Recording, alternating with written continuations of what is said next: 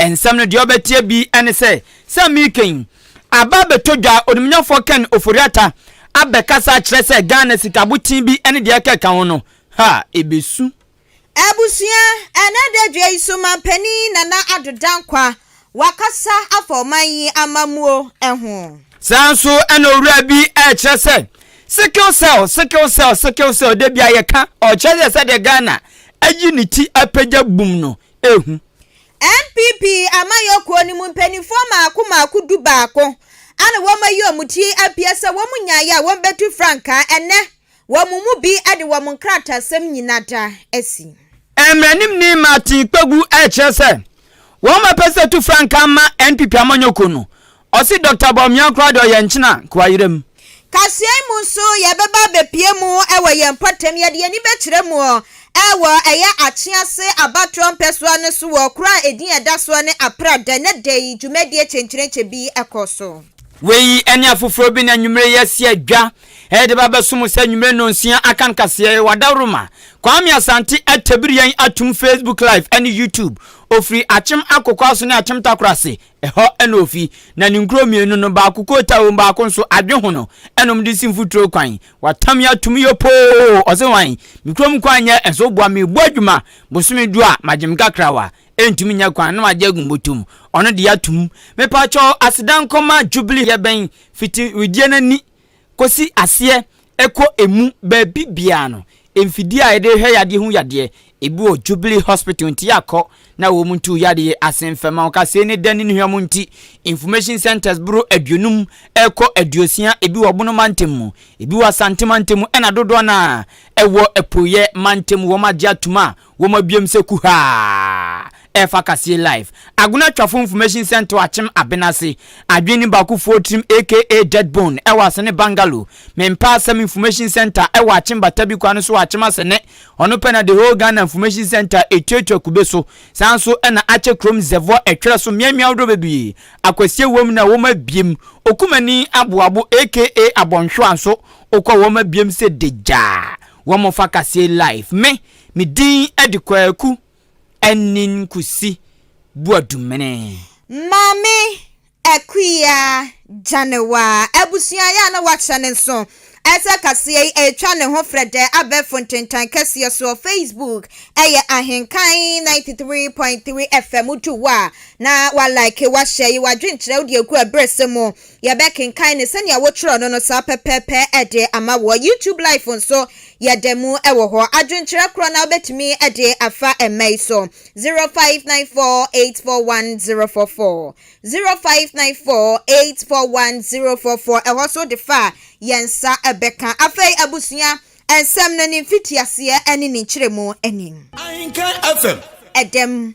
abusia ya sha ensem na se ye tufa akopiem wo enkran empumpuni mantani mo enede dweji meje chenchirente bi ekoso namso ema Ghana ye mampani na adodankwa wotiatia ne chalchamu ekokopie mu wodwumedie ne ase na dwumedie ne nyina da eye sikakrabia ba kwa enu abepie mu ewo maimu Afrexim Bank wo mu dwumedie anasa wo mu fiti enwumdwumedie ase ewo maimu no enfihia ne makoma na se enfihia ne polipoli aduasa entemnie enu nti mampani kokopie mu ewo ho na ebra mampani ekoye sani ya mamre eni ya manie ese no ewase edi ni die emanie ni die ese no ni die ewase koma ne efata no enu ti mampani etietia ne chacha mu koya wankwa ne sakwa wakokwa fru simpie ni apa edi sam awodwa etudwa mampani kasam na wokyere mu sesesi a wo mayimu wanu kra ne ya bona basu bebre kra African Union ye bebre ka bonko eni ya boni din kra kyere mu se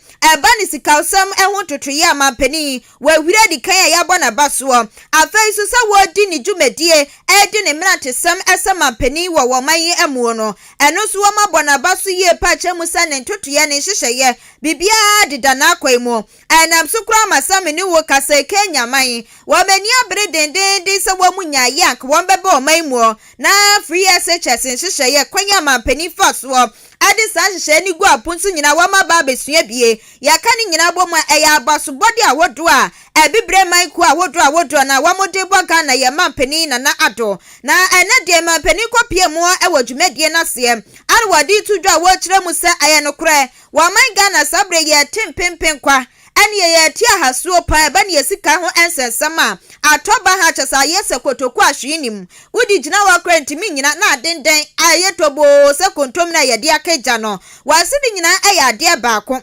rating agencies awodo a won be pie mu ewo maimu ani ewo wo ha wo betina asumasi abosiane ye rating agencies amamuo no ye rate ya hyehyɛ ya wo man Ghana bebi amoda no enye bebi a wo man na hwira kodru no mo ya toba ha ne sa ebi kura timi ba na ne yesika sam wo de aba betu dwams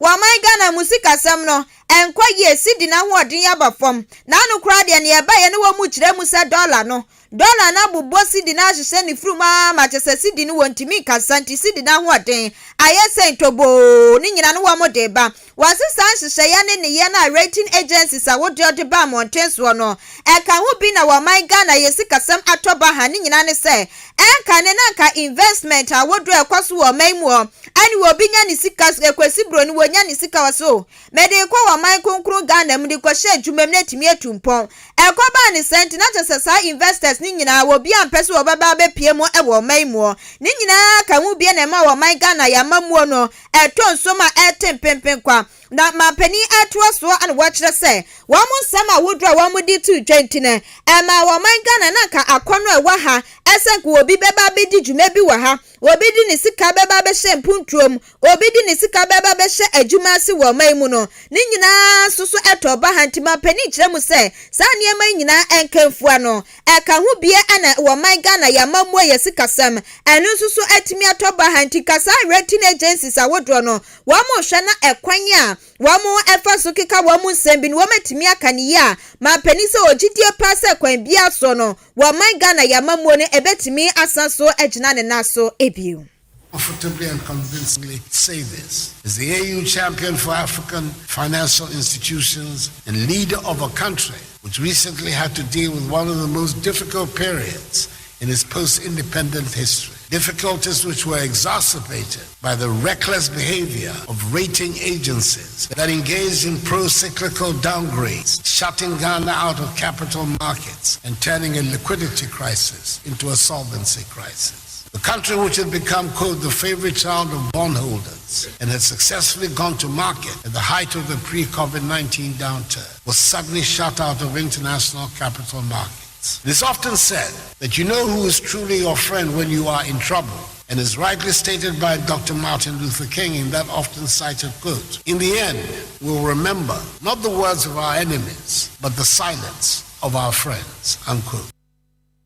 Abusiani ayama pedi na nado anyama peni akasa ye pan na wiase ewei wokwa ahohiehie mu ana wohu adamfo ukwa ahohiehie mu sane ne wadofo no tumi hu omenani pa bebre na ye ne wosre kwa ahohiehie mu na hwe na mampani amanaso a wo wieye anu watu aso wo kirem se sika krabia ba kwa ne wo mayimo bebi a wo begina bia mampani si wo bebo omudin watu wo muso no wo asore aya African Bank wo kirem se wo mabom humodin ye pa empo ebra wa man Ghana ye kwa ahohiehie mu na COVID-19 coronavirus wo bebe sinsan ye kwa mu anye ye nko a na nkakra ne iya wiawia nyanya te sa kwada wo wia no na kiyama ye musu a o ene sa Russia ne Ukraine to kwaso ba bebo mu enei egusu ekwaso wasisa niema mienu yi ene aha wa man Ghana ye pan so sabra ye kwa ahohiehie mu na te se ye twa ye ho a ye ntimi ntwa ye je ye ho a anyi nyina no wase African Bank wo mu bom humode e bre bia beko mo na se wa manfamu die bia na sabra no wo mutimi ye no wo mu di ni nyina agu apon so ebom humoden ehwe se wo man Ghana yenso ye betimi agina ye na so ebio. Afro-Exim Bank, under its counter-cyclical response mechanism, provided timely support to help Ghana navigate the macroeconomic management challenges worsened by Russia's war of aggression in Ukraine in an orderly manner, when suddenly we realized we were alone. When you're dealing with powerful international financial institutions, it is important to have your own powerful financial institution. And it is so important and significant that I'm here today, just a few months after that liquidity crisis, hosting the 30th anniversary celebration of Afro-Exim Bank. What I have just said about the great relationship between Afro-Exim Bank and Ghana, most of my colleagues in this room and across the continent and the Caribbean would say the same thing. Abusiama Penny Nana Adodankwa ene anekutie. Na openyina mampeni Nana Adodankwa kufado His Excellency. Ene ni ibu oman a ohwe Ghana sikasem ni na so finance minister onumnyamfo Ken Ofori Ata enso akasa kyese ewiase yewoi sabi awokyere ho empo wangasa kura ngwa otifia ohutumi kyere wa adu adi twese kura na wo sere manchese na wo sere enkyene na wo sere titu ni amamefo obi tumi gye dadesen no agye banku stia no asaje bankuta owie kura asaje papa ade ose odikobogyan mu na tumi ade enta ho kyere de ewo ho papa ena awokyere so de abape yetwa yani ko ba bi a obetumi anya moa na wa ho kyere wom no ho asi adwunwan kakra enti sana akwakoye oman bia nso se ne ho kyere na otwa na ni ko ba bi a obetumi anya moa na akopɛ moa ama na ho kyere no atumi atia akofom eno nti sa meken Ghana so afo hwe Ghana esikasem so nimnyafo Ken Furata kyerɛ se ya Ghana ya ho kyere ya se de ya yetufa ne akɔ obi man so ne akɔ obi man so esanse ye oman tie ye oman de ye ho kyere oman ho ne yebekɔ uye school ni na so ho kyere wa mu school ma school ni nkyɛn na abekɔ oya kyerɛkyerɛ ni na so ho kyere wa oya kyerɛkyerɛ ni no onyonku kyerɛkyerɛ ni na obekɔ ne nkyɛn enti te se adwumia no se ebia me ho kyere me a jano a ana obi o wa no se nkyɛn ene mekɔ ti sa bepepe enti ye yakɔkɔ ye oman konkron Ghana no ye ho kyere ya se ye kɔ omanfo aman so kɔsrɛ no eno no nimnyafo Ken Furata ebeka ho asemi de ɔka kosi ni na ne se nyame bua ye nhwɛ ne mu ye mmɔmpa ye se fiti afimpinu ni aduonu miensa afi we ya nkosi afimpinu ni aduonu sia 2026 no na sika ya srefri omanfo nkyɛn ana nkuta ho a ye ne aman awodura di se wo mommoa yen ewo sika mu ana bia ye de botai bia ba ye pese mo so yasene ewo sika famu ana ye de botai bia ba ye pese mo boa yen na ehumasua pagya se botai ya de beko aman awodura so akoto wo manim na atoto asre wo mo so mommoa yen enso yasene ewo sika mu no o se sa nyoma we ni fiti 2023 kosi 2026 no ye betumi anya sika 6.2 billion US dollars efisa enkomodue mu se ye ko bi ma so din susu ye ko tu nanim se omomwa ye enso yasene na botaye de aba no enye ye no o se sa ne ma betumi ama Ghana sika 6.2 billion US dollars onimnyafo Ken Furata din sem wetu dwa ewo ne wa abra Ghana's post COVID-19 program for economic growth ayetwanitia FNPCPEG ekoso enodin sem woni na tudwa na se adwumadie International Monetary Fund for ena tai wo machi ade sika to wo machi se bem te se nkodo musua na ntia adwumadie mu ayedin a wo mu etwetwe sankomo wi onimnyafo Ken Furata eto anensam so na o kye se ansa na sankomo twetwe a all kan wasemi o se edikan sa 6.2 billion US dollars no emu 2 billion US dollars entan kwoti safi we emra na wiye no na yen saka afri aman awdo bi nchen o to anensem so no se sa nyoma we ni na no enkofo do bi di wo mu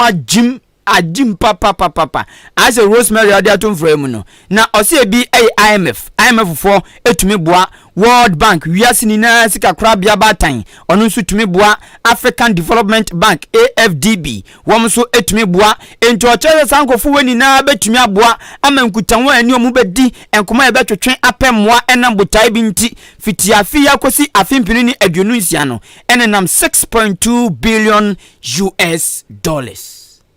Our commitment to these reforms is matched by our relentless pursuit of innovation and strengthened partnership. Backed by the renewed drive for reforms, government is working towards securing significant support from our multilateral partners. Altogether, and including the IMF funds, World Bank, and AFDB support, we expect multilateral support of about $2 billion for 2023 and $6.2 billion between 2023 and 2026. We expect the World Bank to provide a total support of 1.6 billion, while the AFDB provides a total support of 200 million over the program period. Owura motini ni ono ana hwe Ghana sika sam ne ntutue ni na so finance minister onimnyafo Ken Ofori Ata. Abusua wa ensafufro munso ene NPP amayokuo no. Wamu gusugu nhyehyeye so ahwese ento akwasi wobubu obosome ne de toso ennan ka ama amayokuo ni ti sabre de se ne yenim no enipa maako edu baako ono wamayi omutie pie na sa nipa du baako ni anano efiade etwemu wukopie mu ankran pumpuni mantemu asalam dan wa chesenya sem ketuaye ma pani obedi eche Dr. Mahamadu Baumia Anye wei ne medoba wo so mani wo nanti ankakra ne nkrata sem nyina wade kwakwadan penifuo na abusua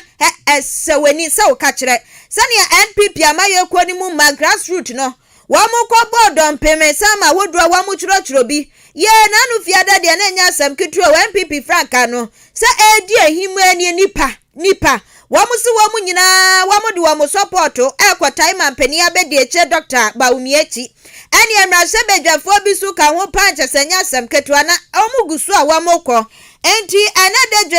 ayewe humobo bosome ne da etosu edunkron so anatse enka ne swafo ana wo hwe anuane ani ayekua yoso Dr. Wowusu afiri akoto wano so de ne krata sem nyina akwadan penifo na papai wabra na waye ayaswafo anu kra yesi signboard wo sisi signboard anu wadi mu kyerɛkyerɛ mu nyina batu dwa wo kyem sa signboard wonyi sempoa wonyi tekumfa ma obi ase wonkosi signboard na mom aya ne hodɔ ane na dwempa ana NPP amayokuo ni mu mabi ehu ane Ghana fo bi ehu anu ntina wo mutu sa na mo no wadi mu kyerɛkyerɛ mu nyina batu dwa na anaso wade ne nkrata sam kɔdan penifo a abusua sania amayokuo ni mu mani Ghana fo bie wo mu bodom pemne sama hodɔ placards hodɔ Wamu chiro bi pa se wamu sama wamu kanyina kire se adachi bia Dr. Owusu afiri akoto wanu obedi mampeni breaking the 8 NPP amayokuo wamoda yeso ene wamu so awamu chem se kwan bia so ebeba nisuo no wamu chese se betimi abamudi ana se Dr. Owusu afiri akoto wanu na wakwayo kokoromotie wamu sign hu senkim ebo panya de ebe yie ene sansemi nyina akoso afa ewie kire de bi mu keka se ane enkrofo wamu di na echi nyina no kura wakoko han wamu anene ye wo sheda na nursefo wakokukuru wam de ba yeso metai na echi teacher for wamu ba ye nyina wako han wam ne asem ne de sein bebre enu nam so ama Dr. Wowusu afiri akoto wodi mu kyerɛkyerɛ mu nyina betudwa kyerɛ mu sabwa no saade no enya de wo be ye bi dasa wo hyeda atua sika asi enya bibi ama na bia na saade no eya de pa hu hia de anye wo betimi aye na se wo kwa akotua sika asa mumra me support me mumma time echi wo kwa akotua sika ma kyerɛkyerɛfo ne anesefo wasisa de ne kwodie ni sumi a wada so no saa dwen ni sumi ye ni man bi danti wo mo keka asa ne wakwa akotua sika nyina wo se ehodo rada sembo sremka enu anu wo mo ye enu tini e waka nyina ne se sane ene NPP ni Ghana fo bi bodom pem edi nechi no ni nyina da di pefese Ghana fo hia no ni nyina da di pefese Ghana fo prese womra enti wonu so oba ne susu ye ne hyehye nyina no wo behwe so wodi ni nyina begu aponso ama wo man etimi akonkan ti wo se wo sre ensa dansa yem kotodwagu fom won kwa hai obi ase womra na wo metai nechi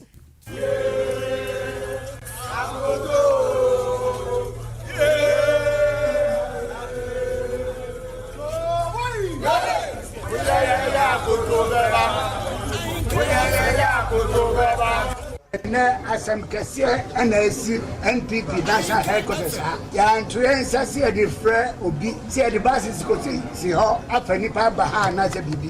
obi a hu na ha bia ode na koma mo no na aba se obetwe ensem a ekoso ne na ensem a ekoso ne se party ne hyehyɛ ɛna ye ka ho asem party headquarters and say wa party ujiri se wo bibi papa de ma party ma ebeba party etu bon Ahenkan FM abusia Dr. Owusu afiri akoto ni de anu na ananke anu ane se na anu fiade Dr. Baumia de ni de kwa nipa kwa bodom pim yanti so obi kase wakọ han obi kase wakọ triaska ma obi Dr. Owusu afiri akoto nko akoya wasesa nsem no kura bia enim Emranim ni Martin Kpogbu private legal practitioner or chese Omampani abedieche Dr. Alhaji Mahmoud Bawumia o te pentin kwa bom pempen panti sesabi okuna ne yere da theater ana ne yere ewo hospital aye gina wo obom pempen sa na o sim pempen a obo ni na no eyese obetumi atu franka ma NPP amanyoko no na nyame asaye na dom no adi nkunuma be yo Omampani eno na mnanim ni Martin Kpebu chese twakai osinya de be ye adwuma ne aye adwuma tena ejan say enemre Ghana sade ye amanyosem no anibia bam omanfoni adawo sa ye tufuturo go omanfoni ewe sansem go omanfosum ne aye ne mbisa te seseb de kom de yen ne ye kansem ne no buso ne no wofufuo ne no twofufuo mene ne no ye no osisa ne na atwam papa sese no osi ya hwe de wa ye pen de wa ba ba ye pen ne ye gina so ahwe ato aba ma wo se penyini bibla bedi yanim ana bibisa emranim ni Martin Kpebu se ono de o kasisu dua no beka na wia anopa anwumre ene awmacha biribia wa so hina osai osi Dr. Bawumia nye nipa obetumi abe Omampani wo Ghana esan se so hwe na bakwasemu enwema waye wa manyosemu ensama waka wantumi andi so hwe wa hwe te sesabi eyi no osi nyema wani na no enya dia edi adanse se Dr. Bawumia betumi abe Omampani na se Ghana for den sa na se wo moma ne tumi se hwi no be di oman kuta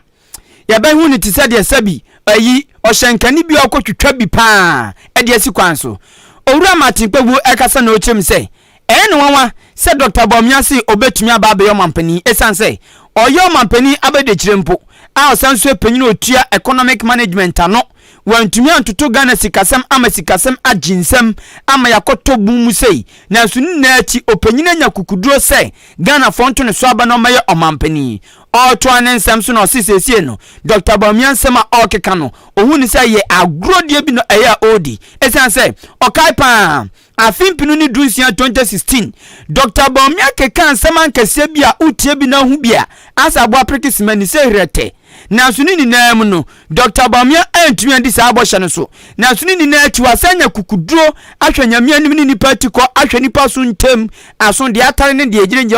rente aka che Ghana for people say ono no baba sesa Ghana abetam Ghana akobia efofro o se eyantro kase papa na ma Ghana for enya so bratre enkodi Dr. Bawumia ti esanse eyano ene ntro no denam onipa otumi hyebo wie beka se ei man kan sa o ena mo amekansa no mva ntami onipa otumi hyebo se enya de beko IMF na so ani ti ni ejina ho ene nsem ankase bo shankase ni nano o se bibia no ma kire se Dr. Bawumia ni nsem eden ana nimdi ekuta no obetumi de ababe Omampani ewo maimu ode ne kasa eba o cheche mu no eno se Omampani na nadu dankwagu fado His Excellency ene na bedi eche Dr. Bawumia wo makwasa bafane form akwasa atade ne honam akwasa esia ne takrama wo mu di agro bom eno nti Dr. Bawumia ene Omampani na nadu ensusuye bia nim enti Ghana foi de Dr. Bawumia ese oba be no eno abi ne ewu ni nenti wo monwene hu mienu A vice president certainly is not cut for the presidency at all. Doesn't have what it takes to be president of Ghana. Let's not disenchant ourselves by his track record. So even let's start. The hottest places in hell are reserved for those who, in times of great moral crisis, maintain their neutrality. That's very poignant and very suitable for our circumstances in Ghana here. So it ties in with what Dr. Bawumia is doing now, asking us after throwing us into a deep economic crater, the cost of living crisis we are suffering, everything we are suffering, he has the nerve to come back and say he wants to be president. I mean, come on, let's be very serious. It's like a joke, total joke. It's like we are being taken for fools, because these were the very things he sang in 2016 and we voted for him, and then he has not been able to do jack, and he comes to say that, oh, now he wants to be president. Birds of a feather flock together. Look, if Bawumia wasn't like a Kufuor, the two of them couldn't have coexisted in peace and in so much harmony. They are of the same mind. Look, so the way you've seen President Kufuor, that's the same way Bawumia is going to turn out to be. Trust me, there will be no difference. Obanyanza for yebuni be yenkan asem onipa amoti ni private legal practitioner emranim ni Martin Kpebu osan to aso ekan biem se enwoma wakeka ni nchemu ode aba ene die nti okase Dr. Bawumia bibia no ma chese papa betumi abe Omampani ewo Ghana na osan yekura mantem akoko edma na obetuto papa so tsesabi kurasi ni ana kromu ni akwa kurasi edifuo wo ma hye nsa so onwo opuni tugu ba bi ti said sabi all ne hye so no assassin ne boti sa petu prayer bo ne tie no otwe o manfa ne bo o se no bi pepepe na Dr. Bawumia be ye entima Ghana for ye manoma bi ngi ya dwenfa enkodi na chi na o se agrop kra ne yedi no o de ba na wie no se yentuonfo papa yentuonfo na ma ye nyamfom nso kase enkodi na chi o se Dr. Bawumia abra ne o mampani e ba be dia de na dwurum de corruption o totally o ma na why o totally na why enzo nei auto corruption na se emen na nado ne Dr. Bawumia kura wom dimirika ko che no wom chinshane soka enu zo chire mu sei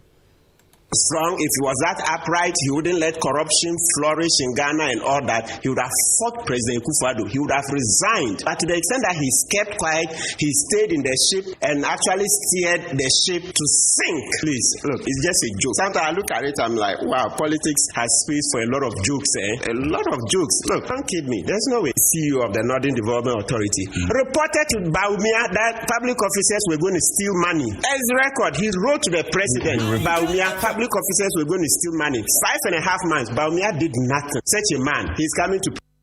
Emranim Martin Pegu legal private legal practitioner. Nessa Memuno, o kan otumi ka bi etro pan ne na mutiye. Abusia ya tuwa ensam ne so na mom eya ne wa hye ne so na wa kai se wa dwenkyere no wo be manaba wa tene wo betro no no sa pepepe ana ye kan ama wonti fafa emai so 0594841044 0594841044 wo de fa wa sene a wo tro no sa pepepe ana ye kan ede ama wo ye to ansam ne so ye ba bepie mu e wo ye mpatem ye de ni kire mu ewo achim achiase abatoɔ empesweso epoye mantem ya ana ebutuo na ekro baako a ehye achim achiase abatoɔ empeswa no ase eye achim aprada na ne de dwumedie chenkyerence bi pa ekoso wo wa kyese aprademai wa mu bo chenku pan ya sane ya yenim na pomuden sesem ehu hia ye panti ahweye wohoi eno so ekanyi che hu nti wo ye onipa bia na ne wa hweye ahweye no hwe so no wa hwe ne kwan pa so nti wo wa naka wonai ayentientia wa pomuden na ne wo hwehwem bia na empo ya de bia kohintan baby wunimti wokwani ye hwehwemu na ne ehu se asumesi ya de bi hye hanti ye hwe na kyese yetimi etuwase enti ene de ne free health screening ekoso ewo eye aprade kronimo na ejume kwa isi wo monaso eye Rob Foundation eye ankorakora kwa enhye aban bia ase wo ana wo hwe ye edi dwumedie egu aponso wo pani pa dwumedie esi ne naso eye owura Florence Kakarina esanse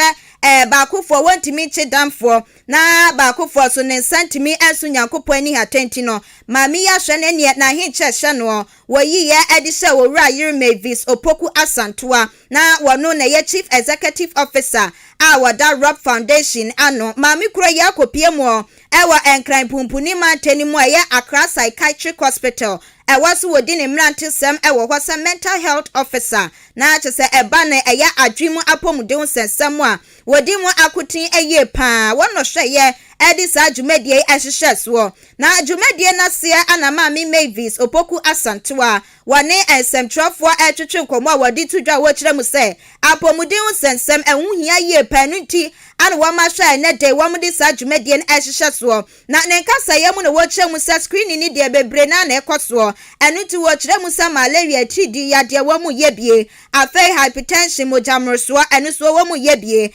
diabetes esiche ya de enu so wo mu ebe ye hwehwemu sanso ana eye HIV AIDS ene wo yo bema page udi say ye bema yo ba na wakwana se ahwehwemu so amawo na ne nkasa im na wadi tudwa wo kyese ene aprademan wo mu a wamu be ye hwehwemu na de ba kwa wo hu ye ne se eye mojamroso ya de ne ewani mpa ni titiriu ene wonu mu a wamu fie ekwa animu afei so nkwala totofe wa afe na wamu ba na wamu so malaria tidi ya de ha mu ye pa nu ti wogina so edi futu se bebre na tudwa wo kyese eye mojamroso hypertension no ene na makwanya sa bebre so anetime ba wobi wo wa me ne wo kasa ni maame ne papa ne wafa bi ewo mojamroso ne enu wa abusuanim enu tie sase wonu so fra abusuanim ti ne wakwa akonya bie wo bi so wo wa nimfie ne ekwa anim no mojamroso ne etimi ba wuyi sa ne ma mienu isusu esi nchen a ade baako a eboa ma chese mojamroso ya de no eje ne ntenane ewo maimu eye yenwa ne die ho sensem ani wo bi wo hwa wo pene so twen sa no wokọ enti srade enam kro a wo pene srade obi so wo hwa ne chese enyane a enwa ahyemu ani wo bi wo hwa ade asakele wele ne wakwaje ne bete ne wababere wa wiwie yeso a no wada wasi ni nyina ne ekwa ni padwani mu a eyesrade kro na enti ekwa na ekwaboaboa no a ebewi ase no na edimojamroso a eba bedwani padwane eso enti wobesre pasa enwane a anwa wamu enwane asrade ewom ni kebetimi na kebie ya yehwe na emra fom yefie ekwa anim no so enam awie bebre no emo ama ni padwane etumpom afeisu wasaso di tudwa wo kire se eba ne kwadani mu afa sene malaria tidi yade no enu susu wasro ewa prademan ni muti wo besra wofo no esi wo hwe na wani enko oma no nti wo abufra bi wo na wo hwe ne wo ko school bai wa ye de cha wode no ne sama ye ho ya na ntenten paso a wo wofo no hwe na odi na kwa akopie mu awa pomuden aso ye se ne be ya a doctor fo ani bekọ no so ebiem an wo kire se nipa bebre na wo ba ye no wo mu kire mu se entuntum dan wo mu damu bie so be hwem kra na se ti di malaria ya de wo mu anya bie enu ti owura yumevi sopoku asantoa adetun semtrofo ani ma wo chem se obi wo hwa wadan tuntum dan mu pa so malaria no obenya bie ni nyina ne se na bonten so agro bi wo wa nonsia boy wo gusuti abonti yo enti tuntum no wa mu bewe na san wakwa akowura dem okowura dem anu akwadan tuntum dan mu minu kan tuntum no medical ari no enti aden ya sadi pa kron malaria atidi yade no wo benya bie enti wo sra wo fo se wo ma wani enko amoma na ebra wo mu didi agro wo monten so no wo mu chicha eso Penifon bebree na de hypertension na enam ewa ha se enam sankwala no so de bebree na so de malaria no enso ewa ha pa na mojabroso no se uni kwadu pempensu bi ho no wo at risk na se obetime nya sa de due to age na bebree so on ma lifestyle modification o ma duane die mu no so wan hwe waduane die mu a na se e build up cholesterol di pedre ma eti ma unya hypertension no so ebi so ha na ona busuam nti ko pa obi wa mi obi na ma no so ayi de enya bi over high fatty foods aduane a oil ana aduane a srade ewu kelewele anajo oil soche no obawe owiwe ya order it is a aduane na udi a eno so you have at risk of hypertension if to e word ma say be reduce oil content ewu aduane mu oba num nsuo bebre tontom no ene oda edan mu nko ana emma tontom nka ugina abonten because if 56 o'clock ko nipa no nyanai ugina abonten enti tontom no timi ka wansa na we rade etutum so mu na so mu dan tontom dem but na say ne tontom dem na tontom dem eka so be ma wo na say be siro mo say wo be hwe say oba no ontina abonten che animuri na medical hospital wano ate wu say onya symptoms of malaria bi award no wo say akọ na ni so aye ho ya ne nsema aye ho ya pempacho what you can na ba hospital am ya say ta malaria ya wi achina Ahenkan FM Abusiani aye Chief Executive Officer Awada Rock Foundation no annual Wora Yuri Mavis Opoku Asan 20 ubano kasa na obi wo hu se ne bedi ma ye hoya se chese ba kono o ba kono entesa fano ko ne ko hwe se bia na malaria tidi yate ni bie ana eya chi no na wakasa wie ye no ana mra shebedwani a wo achia se abato empeso so woni monyamfo Kofi Ahenkramafo wanu so edi tudwa wo chem se eye nefo polipoli enum ana wo mayesu o hwe se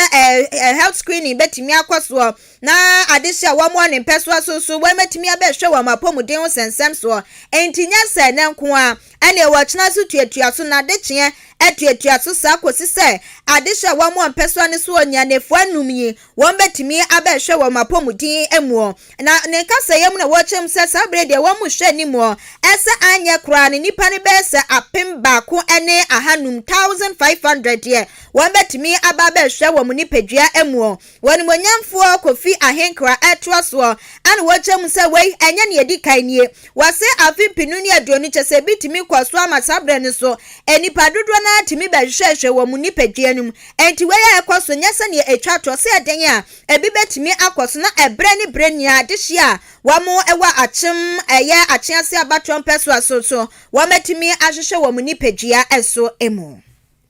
you ma proper medical attention omo wi nso a na omo sane omanfo no nso edikita na omo akyekye omo de omo nye be first one no me no 2020 eno no nso na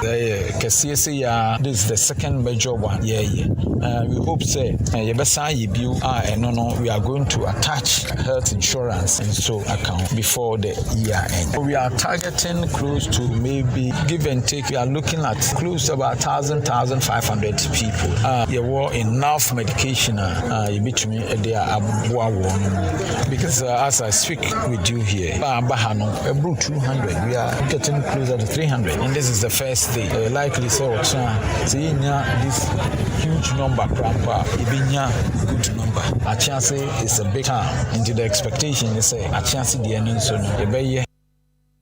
Abusia wani monyamfo Kofi Ahenkan mafomra shebedwani owo achim achiase abaton pesoaso na dwumade ne anani kotwa mansen wadi die kire bebi ebefe bia na chese wadi eche bie ana na wone nsemtrofo esoso ntwe enkomo na wamunso wamba dwumade na sibie wamba ehwe omuni pedwani etse wo hwe ni gia na chese wowa enya asem ketwa wamu kire mu se wo mani atimi agiye pa se ne mpo akwenye yetimi abeda wo na wamunso abehwe omapomudin mu no eya asem de wamu bim kra so kire mu se yade bi okra no wamu nim se wamu wobio ene ade no wamu so mu obi ntine sade efiti na ya akro wa meditie mo ambehwe ne ye wamu nuanum mo ambehwe ne ye se ne be ya wamapomudin no ebetimi akonkan na wamu fie no enu so etimi akonkan se obi okra mi kai enya twedi ampo enfia wade ma ye kra wontwa bebria so be wona tse wa ye de ni nyina da aya pomudin sensem ti wamu de to Ahenkan Kasiebo nim a wamu chem se ne wamu se ne wamapomudin sensem tie no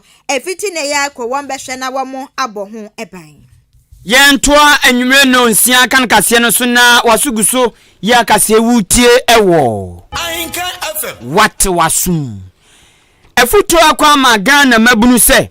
enkabeya nkababunu bia ebia ware dokon ana wa wo hwe otrim hwe ho oden hwe odwa ta otubu betumi aware na so ai redia efuto akwa ma se ya kohwe ho kani no kohwe ni mpom se anya ni moja no gogoro wom ana bibia gyinja so pene te san Ahenkan FM pillars me chese ke sel yade na meka wasemi efuto akwa mo na ansa na mekom adimu nsem abrew no Jubilee Hospital say sekosa ya kan wasemi ebia wo fie osusu se bi wo so ane wa hu kani opese ne war mo pese mo twempena na opese o se ni mpom gyingyina so a okono ma the door is opened as a heaven gate you be check in a simple amount wo bi ebetu fa kwame ama o sekoso enware no ebia se ne se no yese wo SSAS hwan enti abenfo ne hwe na se mu mienu emwa na matufu no agyae odo no se den se ogyae ansa dachi wo be dokono kwa enti no Jubilee Hospital say bibi bia peso hwe ewo wumpom yade bia peso hwe ewo wumpom yade bia beton wonam nani yade bia ekoso wedie ni mu akwanhye na asiye pe babi agini pankwa nini na no fawko Jubilee Hospital ma me papa nkwada mpani mu ni na mungi twi enesa enko Jubilee Hospital esan say eho infidi ade hwe yade eduhu yade etu yade ase no ebi ewo Jubilee Hospital ehope ene ayaresabia usi won ma onte bibia mpo aze wo hospital eho no mu gina so yedi honni akwakwa yankwankwa de ntimi do nyame said the nurse for eye adwuma said the doctor for eti omanim said the security for eye wadre said the management efema bibia yese bibia gina so no efekeke eno nti Jubilee Hospital de ma me ne papa so pe bia ko hospital no afiliti said the otu fie ne yehwa eye Jubilee Hospital so eya no arashin chentem na wako Jubilee akwakohwo yarewa me pa cho wani obu on ma wiabo a ontumi hwade light is so ontumi hwade onu nso a oda sore ne nani ayeko seni na anya ko nso na esu ntinintini no ebu on ma green na brown na red eno so wo no mo se anya sanso bonse eyi mpenti se gina mo onyem me pa cho sanwoma weni na no yare ayeko so wani bon kai se wan hwa ntuwa na mo adachi bi ebetumi de ntewahwo kese abrew fako Jubilee no mu ntuase ntenten ema oba penfo wakwa ya sabi Jubilee Hospital no de den se de a okokotwe odin ase ma ba ha no hospital penfo no uko ofia na nurse fo eyi wo ma gia wi frefro nyase frefro tato abedan da bi ye tufo se maame eya udidi atobo eya de aduane sei ukunu be wamane nye sei o na nje su baba nem ene ombe checho bibia nini na sede be ya ubetumi awo ahodimu na wanya wo ba ahoden so na wafa ho afa wo ba asomdwe mu saa enu nti ena ye omoye san no enti Jubilee de bibia fire sabia no ebi wo ho ezichi yade mojabroso ebi wo ho de de ne se oko Jubilee hospital canteen wo ho enti aduan bia obenya bia to saa so ena insurance apumdinsi achiba ehe adwuma wo ho ye fra ba bi amantra ewa achimda ehonom no mo wo ufra aboabo kwa onsani mfa so enum butu 0244 575799 0244 575799 and 0241784645 0241784645 now we need Jubilee Hospital emrafo ne seden Jubilee afi metwa enwumre no nsia akan kase ne so Ahenkan FM what wasum June bosom ne da tosu dunkrum bia wiase ni na tuasi won mo say eye World Sickle Cell Day na eno nam so ama afi etiro mo de to so ene say building and strengthening global sickle cell communities, formalizing newborn screening and knowing your sickle cell disease status. Me fe doctor no achima ma na eno na mo kire say sickle cell yade bia na mojamu mojamu yade na eno no kakra minim fa won say yale bia say ebi wo so a ana say we ye sickle ana sickle cell positive a eno say na hoodin ankasa ne say de nipa bia wo say obi bia koso toten no enye sa na wo de tie eno no mo che say yade papa ente bia janwa obi na me ni bi na se kabom ne ware a eye hu pa eno nam so ama owura on wa bin ne doctor oye no ye mojamu dwumadie wo mo hwehwe sanema no a oye hematologist owura Samuel akasa kire say otuma bunu no futituru pa se bia wonam wo hia bai wa bi o hwe no ne bobre ne bibia ginagina so ni padua ne de bibia wo pe na mom emunu nso eno na Dr. Samuel Nkrumah etu Ghana mabru ni na fo se unhu oba bi na so ho ye ne fe na ebia woni na tena apese mu kabom eware ana wanhu na apese mu ware a ansa na mbetumi kwa ye bibi ahye wo mpam no ose ne papa mu tutumrika enkwa yaresabia na mu nkohwe mu mpom hwe se sickle cell no we ni de tesen obema no so de tesen ose mu nhwe ansa na matu na mompo se bia mo baba ware eno ati doctor fo betum fo se ebe ya na maware enye nso na magu empena twe ana ware kro osan to so ka biem se sickle cell ya de bia yensi ano kwan untumi ntu ase enti se wanya so tie na se wanhwe umpomu na oyire ana oba na wahia no manhwe ansa na maware a edi asem beba daachen osan to so eka biem se ya de bia ono onim nkwada nim pani obi etuminya no doctor nsam eni na futu eni esan se enye yare a yetimi esi ano no se wo ye babun na wo si so se bia wo hia odofo bi apesen ka wo ne no eware no ebetu fo se nka mundi kan enye mo sickling status ansana mo aye se mo pedebe mo bese mo ware wo ehu na wo ko ware wi a e de ohaw eni abebese ne beba nkola no na wankasa awofo no so se meshia medofo na mpese mene no enante ko ya ware kwan so a yeshia ye na animanimu na ose ye ko ye sickling status na yehu se bia me ye EE me ye ES ana me hu keni na me pese mene nante so ne ono so ni status mo entisa ANAS ne na sefo no papa kasewia ne abenfo doctor ni be kasa na wa chirechim amayen eno ati Dr. Samuel Nkrumah hematologist esan to so ka biem se afi atwa mu 2022 Ghana ni na sickle cell wo mo recorde makomako empim aduanan nsia 46000 no se 46000 no emu mpim nsia 6000 enko a wo mo recorde e won kran mpuni mantemu esan se ya anye na ye start ye preparation ni ewie ni ye kokko ware wie ni bia mekwakoye na me ye AS ni bia me yere nso ye AS a nso anso na ebeba no ebu ahodro bebre ebi ni se akola no se ukọwu na nyame amfefie the possibility ni se mu ye AS for mienu a mu di ehyiemu a there is a 25% chance se ubenya AA there is a 25% chance se ubenya AS there is a 50% chance se ubenya SS also because me release S no so release S. How do you know say the first pregnancy ni be ye AA and be ye AS na ukọwu first two ni na so na koye SS nso a tie betu omo for say omo momodia embra na ye nye de ben yen check omo status no ansa eno na 19 June yedi airboard run Ghana cry the year 2022 inipa 46,000 last year Greater Accra was 6,000 and Meme Hospital Children's Hospital kwa yenya 1,027. Onipa amuti nini eye hematologist Owura Samuel Nkrumah ena muti se all church nsem no obi a wa ben no dwumadie no wo mo ya doctor for na chese yade na mojam tituru ena mudi omani edi akire pa sickle cell so de mojam enenenenam na yenko amaso na de Dr. Samuel Nkrumah kan ye ne Dr. Samuel Asamoah Omna Samuel we ye Dr. Samuel Asamoah enkodi nkomo enfri Afrakoma Community Hospital amasaman engran ena ewo doc enyo timi nkan wadaroma majo mo ye dance papa na sickle cell ena kwakwa ewiase ni na do matuasi on mu omo nchia bia omde manana omo ni nchia bia on mo enya yare penti. Okay, Dr. Asamoah mayembisa wadaruma sickle cell ubeti enkofoka obi kron mo kanso onim onhyada ntiase de onim ase yare a eye mojam newo na efiri baako ene ko baako so wadaruma sickle cell nankasa eye dade ene sa ni ASSS no eno so ase kyeresen. Okay, mama jotia otiefo nyina ye can't say sickle cell you can sickle cell no cry den sickle cell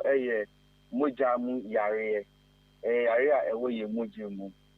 on say onipa da se ni da no moja na ewo no hemoglobin na ewo ho no round I say donut sign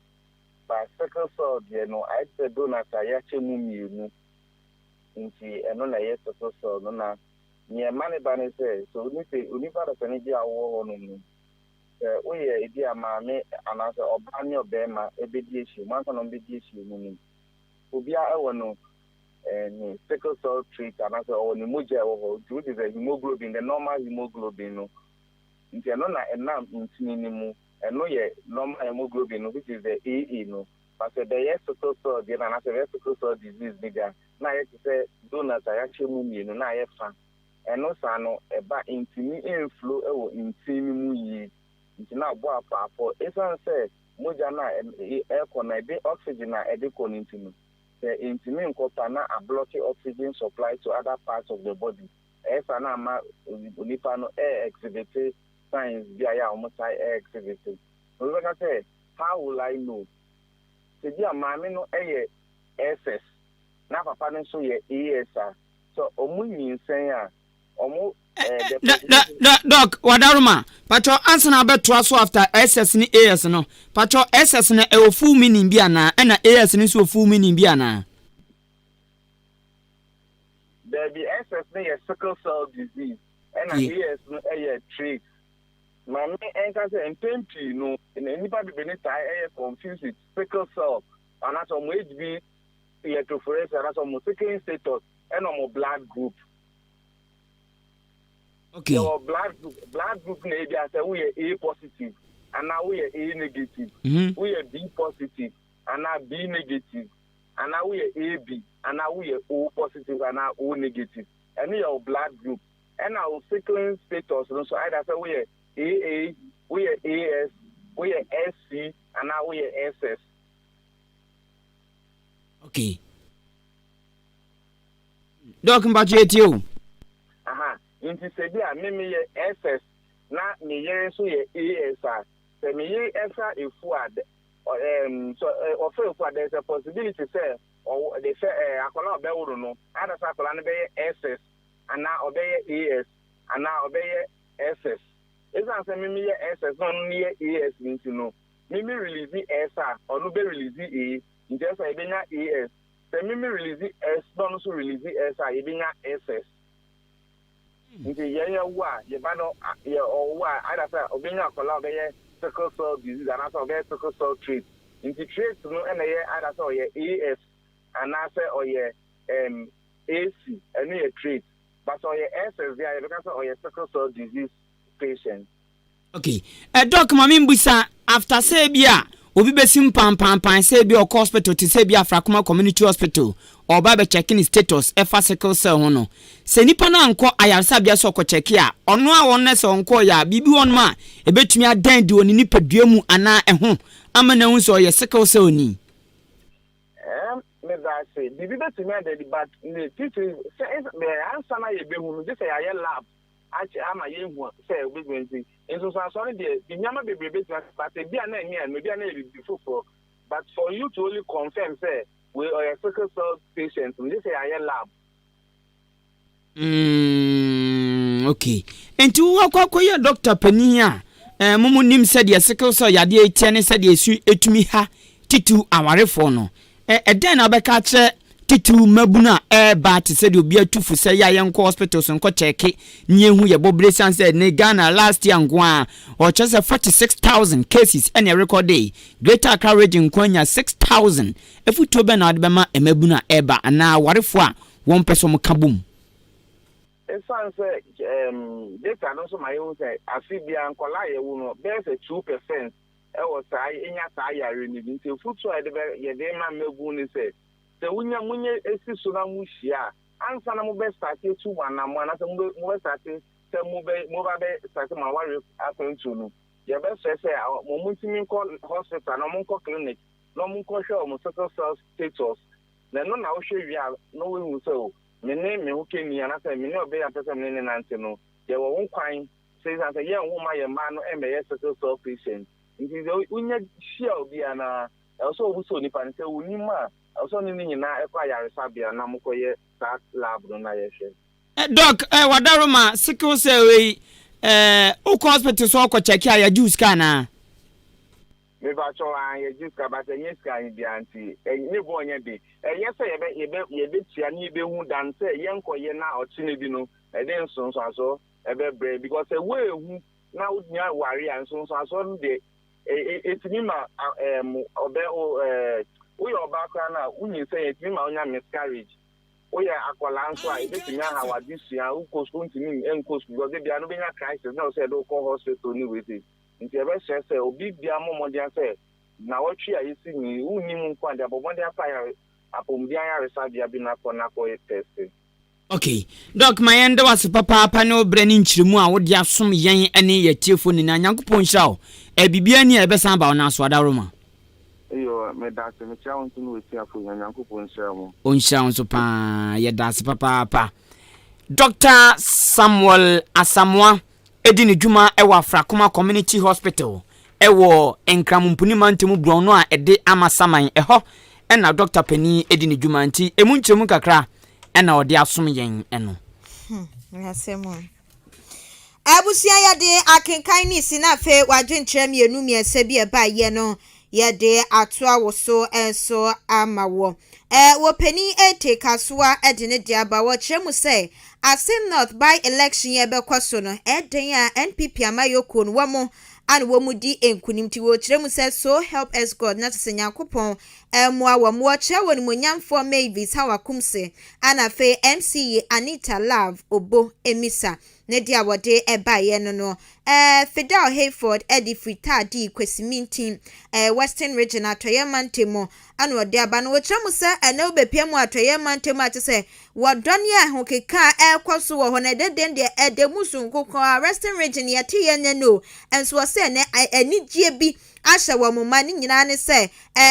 Dr. Akoto wamu de wobehuni ekwaso nyina ne propaganda ne yi ekwaso nyina no enya de wobetimi edi nkunimu danteni die ahye wo moma ni nyina no eni die ahye wo moma ni nyina no wamu ka che Dr. Usefri Akoto se wonya ne wo ye no enenya de bibia so ebetimi akoso na enumu na okay